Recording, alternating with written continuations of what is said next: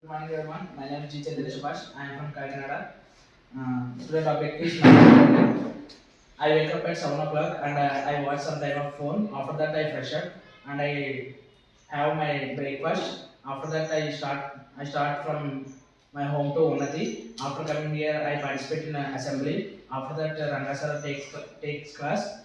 We will participate in every activity till 1 o'clock. At 1 o'clock we will go to lunch and I take lunch with my friends. After lunch, Kalyani madam take afternoon section. In afternoon section, madam teaches tally, MS and typing. After practicing that, I will go to park and I spend some time at park. After that, I will go to my friend home and we will discuss about our story and screenplay direction. After at 8 o'clock, I will go to my home and have my dinner. After that, I will use my phone for some time.